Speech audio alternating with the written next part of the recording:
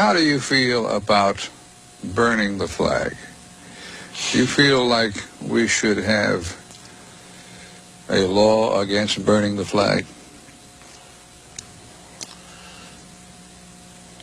An amendment, if you will? Yeah. Yeah, I do.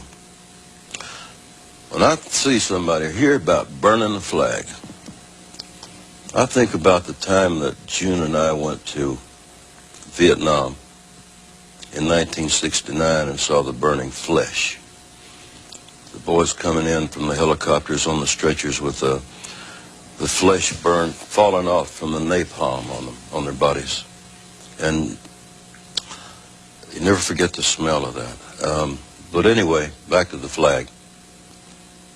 I think of that, whether whether the Vietnam War was right or not, there are a lot of people who sacrificed their lives for it, and their time, and their brains. And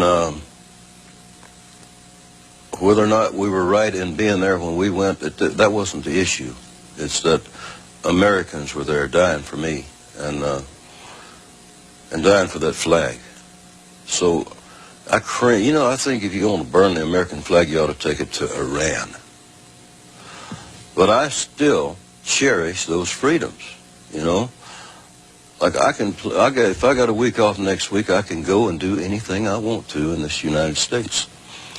And there's not many countries you can do that in.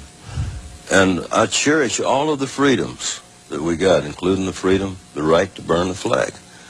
But I also got the right to bear arms, and if you burn mine, I'll shoot you.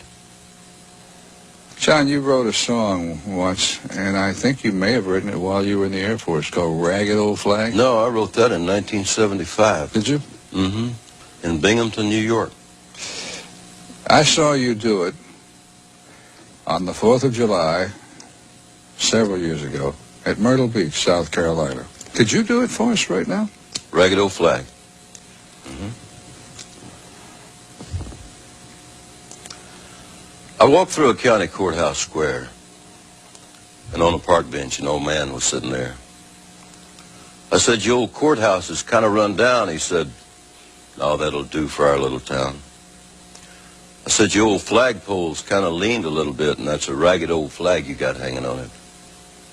He said, "Have a seat," and I sat down. "Is this the first time you've come to our little town?" I said, "I think it is." He said, "I don't like to brag, but we're kind of proud of that ragged old flag. You see, we got a little hole in that flag there when Washington took it across the Delaware. And it got powder burned the night Francis Scott Key sat up watching it writing, Say Can You See? Got a little rip in New Orleans with Pakenham and Jackson tugging at its seams. It almost fell at the Alamo beside the Texas flag, but she waved on, though. It got cut with a sword at Chancellorsville. Got cut again at Shiloh Hill. There was Robert E. Lee, Beauregard, and Bragg, and the south wind blew hard on that ragged old flag. On Flanders Field in World War I, she took a bad hit from a Bertha gun. She turned blood red in World War II. She hung limp and low by the time that one was through. She was in Korea, Vietnam. She went where she was sent by her Uncle Sam. The Native American Indians, the blacks, the yellow, the white, all shed red blood for the Stars and Stripes. And in her own good land here, she's been abused. She's been burned, dishonored, denied, refused, and the very government for which she stands is scandalized throughout the land. And she's getting threadbare.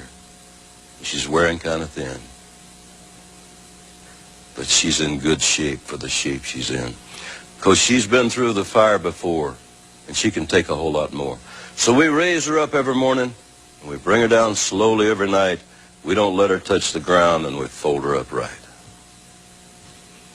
On second thought, I guess I do like to brag, because I'm mighty proud of that ragged old flag.